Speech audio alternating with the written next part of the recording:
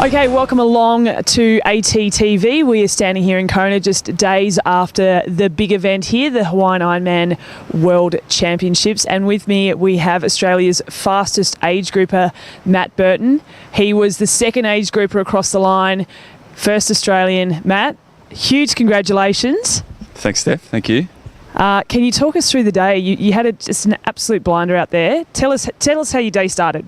Just walked down to the swim start, and there's so much energy in any Ironman transition. But when you're here on the Big Island, it's something different. It's no one's really speaking, but it feels like people are talking at the top of their voice. You know, it's just the nervous buzz you get when you walk through, and everything went smooth, and the swim felt really comfortable for me. Like, wasn't a super quick time, but it just it went by really quick, and I felt great coming out of the water, and then it was time to go to work. Now, out on the bike, from all accounts, very, very windy day out there. So tell us about the bike. Yeah, so this would be my third year here. It was definitely the windiest it had been. You headed out and you had a tailwind for a little while when you got down to town. It's chaos through the first part of town, through the first sort of 12 Ks. Everyone's trying to sort themselves out. But once I got to the airport, I knew it was time to really lay it down. If I wanted to go, I had to start to work there. And I had a family member tell me at the top of Palani there was about 70 people ahead of me. I had to make sure I was making the passes quickly in those 15 seconds. By the time I got to the airport, there wasn't many more guys in front, there wasn't a lot of packs, because once the tailwind sort of disappeared, there was on your own there for a little while. But I was happy to drive off the front, and I knew Kane, he outswam everyone by a long way. I knew there was going to be a couple of guys up ahead, but the next stop was the pro females. So by the time we got to Harvey, it was pretty settled on the way out, and yeah, my power was up, and everything felt really good. It was just a matter of getting nutrition right. I've never got it right in an Ironman race.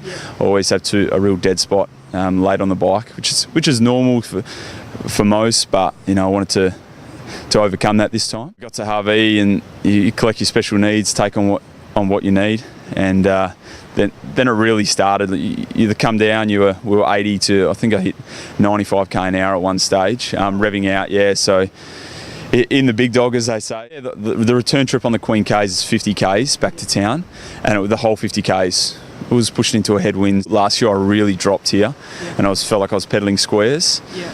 So you know, everything was strong. When I turned at 150 K just to have a look behind, as every competitive person does, there was no one there. So then it was a matter of just staying really strong. Yeah, coming off the bike, I felt fantastic, and then the real race began.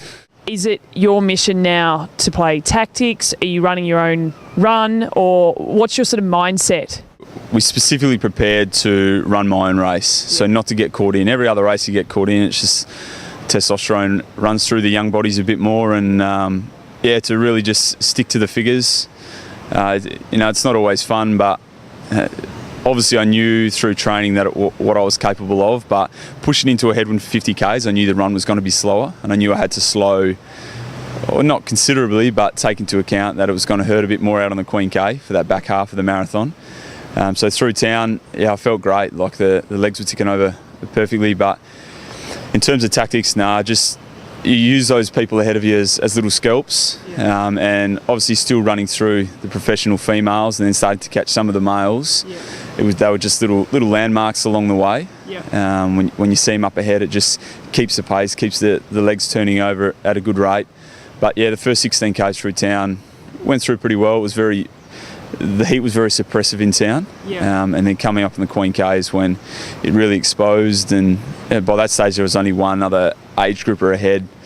He had about 3 minutes at the time, but we were running similar paces. But for then it was just survival. Like, you talk to anyone when they get out there, it is purely survival, and it's almost like the race focus comes to the back of your mind, and it's just keep good form, stay strong, otherwise it could get real ugly. So tell me, coming down Alihi Drive for the second time, heading towards the finishing chute, the crowd's still going mental. What are you thinking? Last year was, I'll cast back to last year. It was very overwhelming, and you know, I'd prepared last year that was the goal, to go and win the 18 to 24, and then achieving it was all a bit surreal. But this year, I knew I was capable to go and win again, and and like I do with my training, and I know the focus is I race to win, to put the best performance possible out there on the day. You're going to go in 9 hours of racing, you go through the tough bits. I mean, you watch the sprinters in 10 seconds and they don't get things right. So when you're out there for 8 to 9 hours, you're going to go through all sorts. But coming down this time, I saw my dad at the same point, just on Kiwakini before you turn down towards Alihi Drive, and his arms were in the air, and I was celebrating with a good K and a half to go, because I knew I had about 12 minutes to the next guy in my age group, and then there was still quite a way to the next age grouper, the third age grouper. So it was good to see him, and it just lifted the spirits. I hit 40 Ks, and the hammies really tightened up a lot, and I probably struggled more in the last 2 Ks than I had through most of the marathon. Just the energy levels were very low, and the day gets to you. But when you do run down that final street, and I had family scattered around it, the pain leaves your body temporarily. I took it in a bit more, walking that last little bit to the finish line. When you can walk to them, why not that last 5 metres? You've worked so hard all day, so it was, it really is an honour to win again, and just shows, there is no cheating the Ironman. It's been a long 12 months, and the focus was there. And now we refocus again. So.